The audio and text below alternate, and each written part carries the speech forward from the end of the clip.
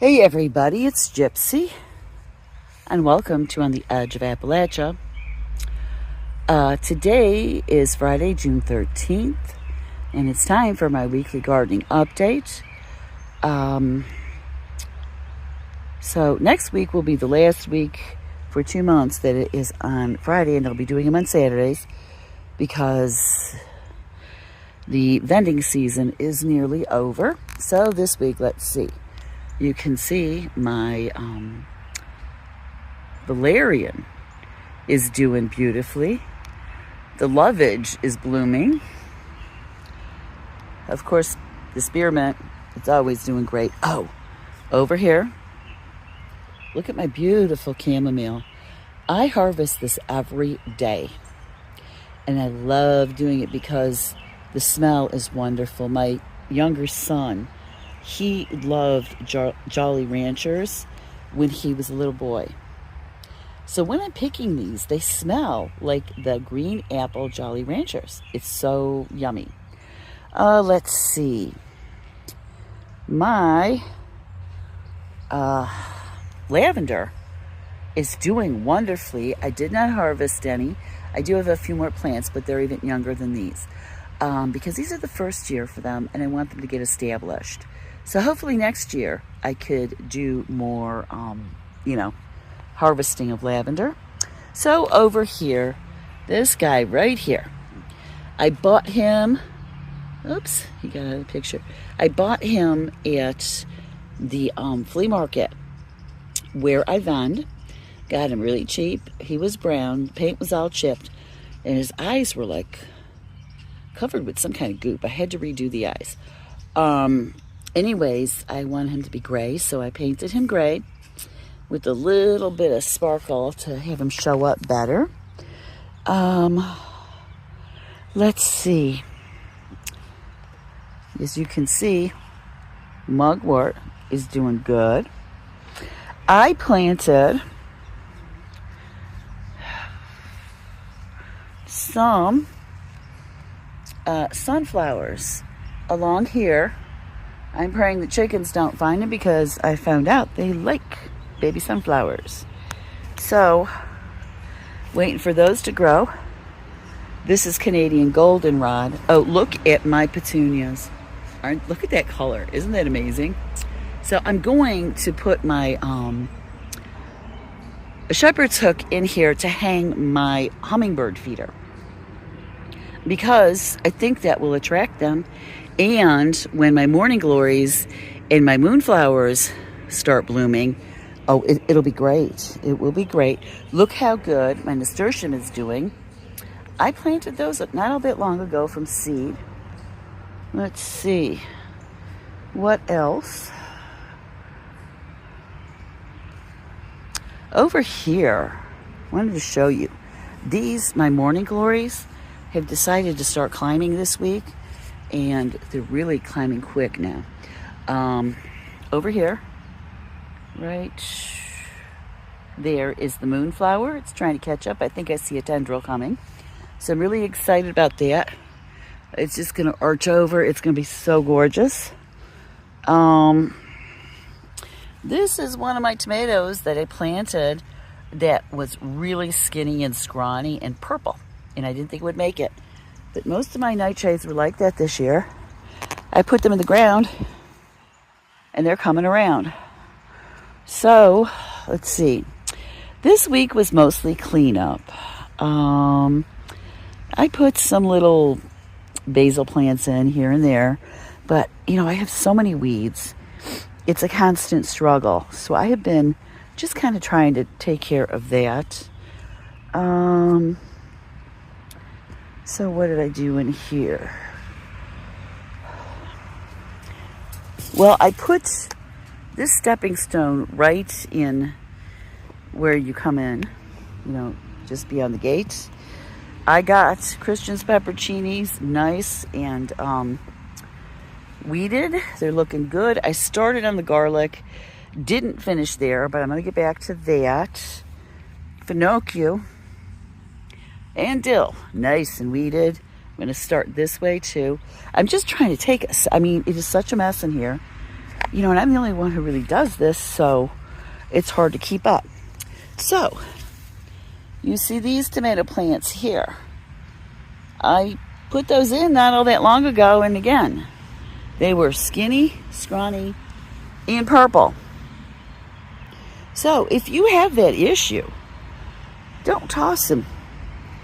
Because it seems like when you put them in the ground outside, they just like come back to life, and they just do really, really good. So I just discovered this. Okay, over here.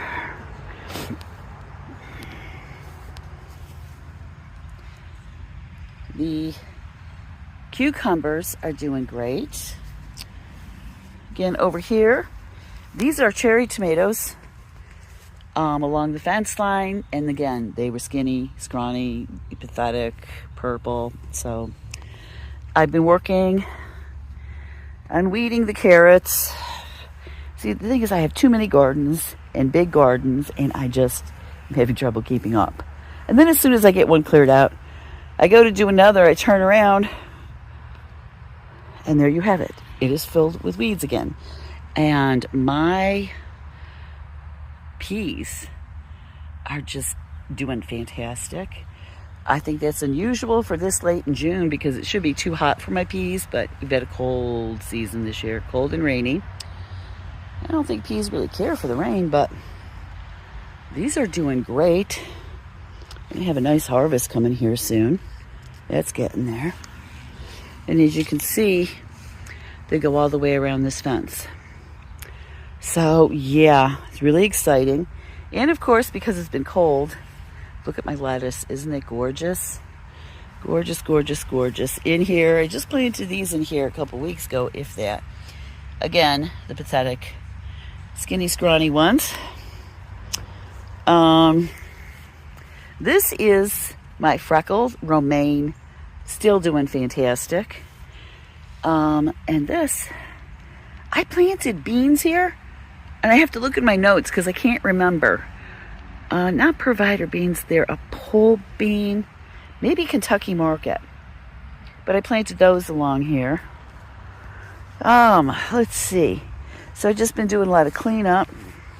Oh, more nightshades that were looking pathetic that I put in the garden. I gotta. It's sad. Anyways, so in here, it doesn't look pretty, but it's starting to be productive, which to me, productive is more important. So, girls, they destroyed all the popcorn. We will not be having popcorn. The sweet corn is doing good. We will have sweet corn. I have been leveling these in. I have one more to do down there. I need to find somebody else who wants to get rid of pavers. My neighbor gave me a bunch of these, and I've just been having the best time with them. So, blueberry is looking lovely. But yeah, the corn, it is doing really good. I don't know if you saw my update for Three Sisters planting. More blueberries over here. So today, what I worked on, because I don't know if you could, let me go on the other side, there's more light. Covered these with bird netting. I hope you could see that okay. I have a lot of berries. This is the first year of it producing. So obviously these two are the original canes I bought last year. And down here, these are first year berries. So they will be producing next year. I mean, I've got a good amount here. So I'm trying to get this area, this is what I've been working on today, this area by my berries and my corn, get that cleaned up. So I leveled in 2 of these stones. This stone is under the arbor where my grapes are. And my grapes, oh my God. It's amazing how quickly grapes grow. So yesterday evening, I tied this vine on here, and it was only like to here. Well, this was only last evening. Look where it is now. I mean, it's something else. This is my first grapevine. Never grew grapevines before. So the mysterious Allegheny blackberry, somehow, last year it was not in here. And I wanted an Allegheny blackberry, but I was too tired to go look for one on the edge of the woods here. So I had my wild black raspberry plants over there. That was in here last year. Did great. And then this year, I have my black raspberry plus the Allegheny blackberry popped up. It is not producing that bud you see there, that those berries. Those are the wild black raspberries. So obviously, this Allegheny blackberry, which by the way is the name of my company too, is young. It's the first year. It's not producing anything, but next year it will be going crazy. Yes, so my experiment with these wild plants, these wild berries, I got them from along the woods over there. When they are in the woods, I noticed they don't ever get a whole lot of blackberries. So I was wondering, if I brought them to the other side of the yard, away from the woods, where there is sunshine, and I trellised them instead of letting them droop to the ground and produce another plant, which they are reproducing anyways without doing that. If I would get more berries than what they produce in the woods. And I think I am. I'll have to go over and look at the other ones in the woods. But yeah, this has a lot more than what they get in the woods. So that was my experiment to see what would happen if I kind of tamed or cultivated a wild berry plant. Let's see. So yes, working on this. I have to put in a couple more here. Finish over there. I have to finish the stepping stones in my cottage garden too. That needs cleaning up. But over here, so the voles were at it again, stealing my berries. Look at that.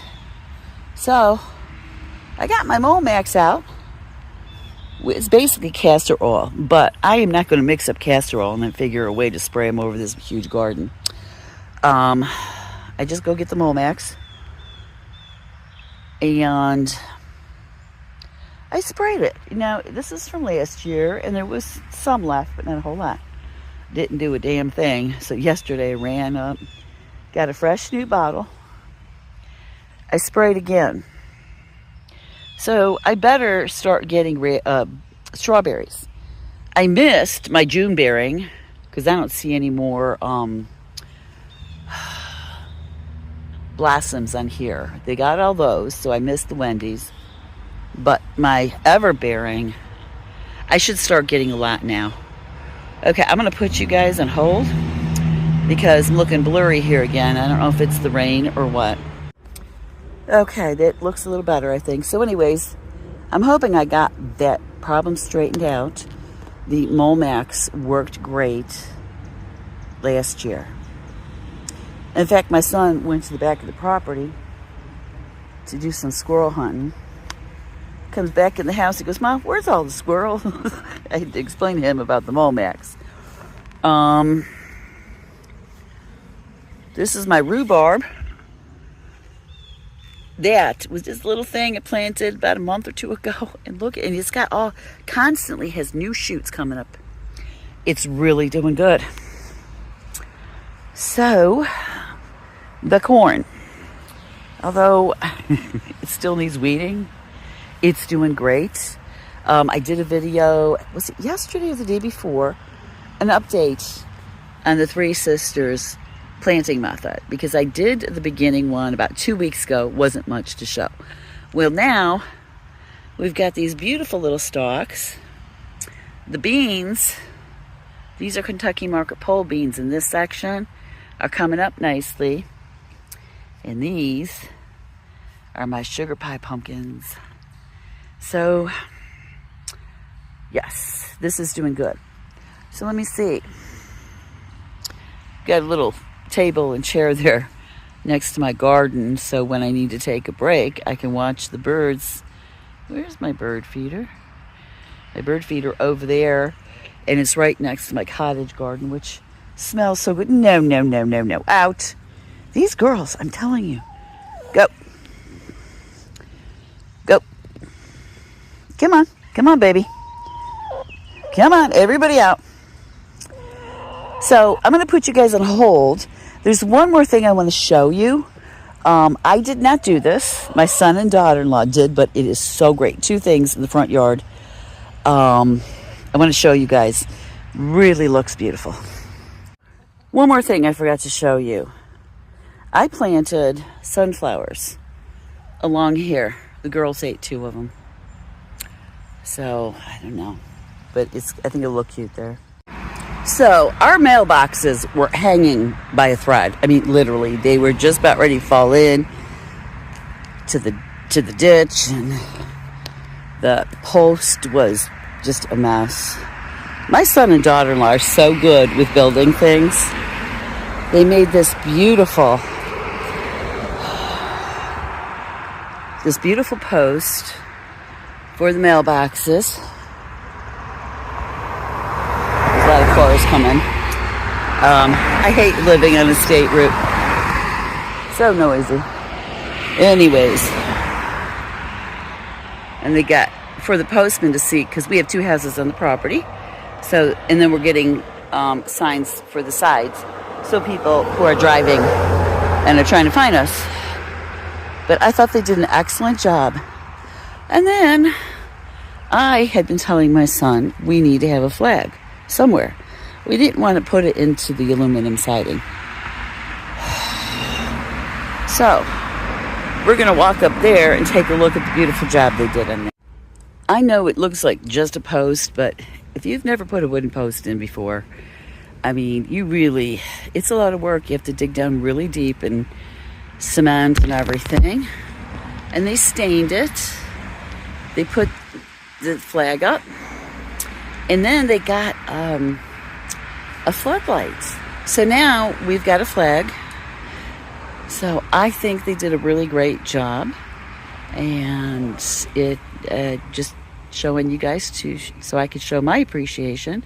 It is great to have children in your family who are adults who can do this stuff. I mean, they do much more complicated stuff than this. And so it's really nice, and I really love having the flag there. So, I think I'm going to leave you with that. Blessed be, and make it a joyful one.